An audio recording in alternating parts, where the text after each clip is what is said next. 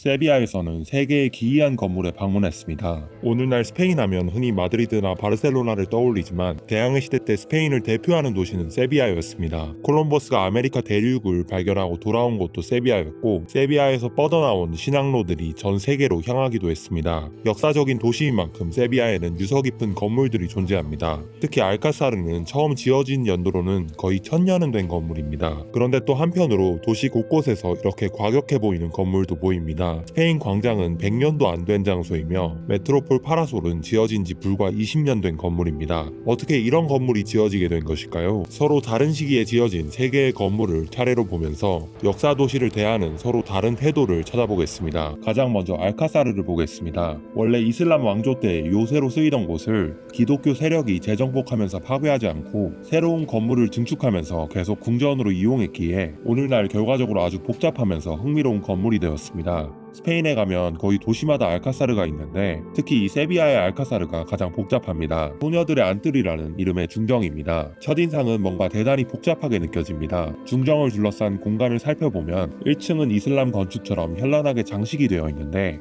2층은 그렇지 않은 것이 특징적입니다. 1층을 보면 평평한 면이 하나도 없고 보이는 모든 곳에 현란한 장식이 가득합니다. 그런데 2층을 보면 마치 다른 건물인 것처럼 아치들이 아주 절제되어 있으며 위아래 기둥 위치도 서로 다릅니다. 실제로 서로 다른 시기에 지어진 다른 건물인 것입니다. 그런데 아래에 있는 이슬람 양식 건축물도 실제로 이슬람 왕조 때 지어진 건물이 아닙니다. 후대의 왕이 이슬람 양식을 모방해서 지은 건물이기 때문입니다. 세비야에서 이슬람 왕조가 멸망하는 것이 13세기인데 이 중정은 14세기에 지어진 것입니다. 이렇게 스페인에서 기독교 건축이 이슬람 건축과 뒤섞인 것을 무데하르 양식이라고 부릅니다. 다시 말해 세비야에서 이슬람 왕국의 멸망 이후에도 이슬람 건축은 계속해서 지어진 것이었습니다. 정복된 이후에도 이슬람 문화와 기술들이 남아있었고 그 결과 무데하르라는 독특한 양식이 스페인에서만 탄생한 것이었습니다. 단 16세기에 증축된 2층은 온전한 기독교 건축만의 양식으로 지어지기에 1층과 2층이 이렇게 달라 보이는 것입니다. 이렇게 세비야의 알카사르는 겉보기에 이슬람 시기의 궁전처럼 보이지만 실제로는 훨씬 후대에 기독교인들이 건설한 이슬람 건축인 것입니다. 그런데 다니다 보면 극히 일부의 오리지널 이슬람 건축도 남아 있습니다. 바로 석고의 안뜰이라는 작은 중정입니다. 오른쪽 벽면에 있는 아치들은 무려 900년이나 된 것들로 실제로 12세기 알모하드 왕조 때 지어진 것입니다.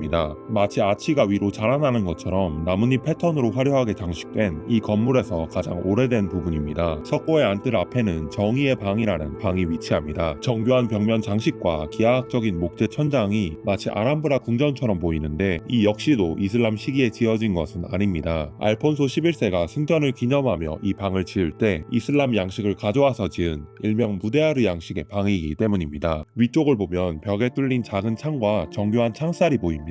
즉 방의 문을 모두 닫더라도 상부에서는 채광과 환기가 은은하게 이루어지는 시스템인 것입니다. 오늘날 남아있는 부분은 대부분 이런 식으로 만들어진 부분입니다. 대사들의 방이라는 아주 큰 홀에 도착했습니다. 사실 아람브라 궁전에도 같은 이름의 방이 있었습니다. 아람브라 궁전의 대사들의 방이 실제 이슬람 궁전의 일부였다면 세비야 알카사르의 대사들의 방은 마찬가지로 기독교인들이 건설한 무데하르 양식의 방입니다. 심지어 어떤 부분에는 아랍어로 된 글귀가 적혀있기도 한데 위를 올려다보면 돔 아래에 발코니가 뚫려있는 것이 보입니다. 이러한 부분은 이슬람 건축의 돔과는 거리가 멀며 기독교와 이슬람 양식의 결합을 상징적으로 드러냅니다. 다시 말해 온갖 시대의 요소가 전부 섞여있기 때문에 내부가 대단히 복잡하게 느껴지는 것입니다. 밖으로 나와 정원을 살펴보겠습니다. 여기서 촬영한 장면들이 왕좌의 게임에서 도른 왕국의 배경으로 쓰였는데 무데하르 양식이라는 정체성을 정원으로 옮겨놓은 듯한 느낌입니다. 훨씬 나중에 지은 것처럼 보이는 건물들도 잘 어우러지고 있습니다. 밖으로 나오면 세비야 대성당의 종탑인 히랄다 탑이 보입니다.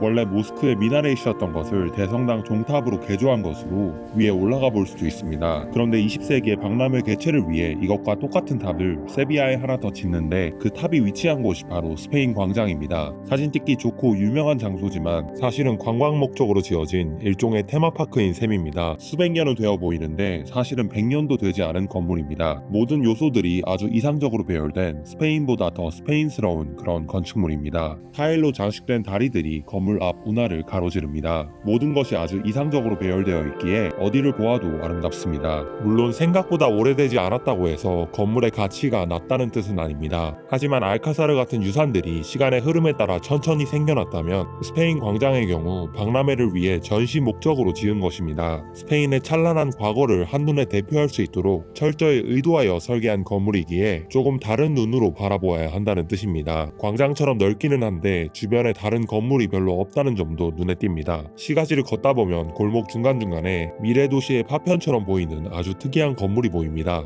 메트로폴 파라솔이라는 20년 전 건물입니다. 버섯 모양의 이 구조물이 왜 지어지게 된 것일까요? 현재 엔카르나시온 광장이라 불리는 이 광장은 원래는 1970년대까지 엔카르나시온 시장이 있던 자리입니다. 시장이 철거되면서 그 땅이 구시가지 내 유휴 부지가 되었고 지역 재생을 위해 이와 같은 거대 구조물이 제한된 것입니다.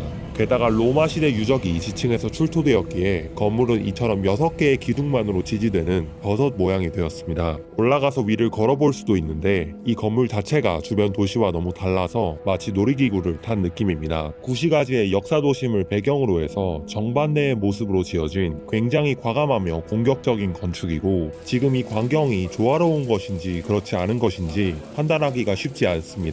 이런 건축이 옳은 것인가에 대해 예전이나 지금이나 많은 논의가 오가고 있는데 한 가지 분명한 것은 막상 직접 와서 경험한다면 지루함을 느낄 틈이 없다는 점입니다.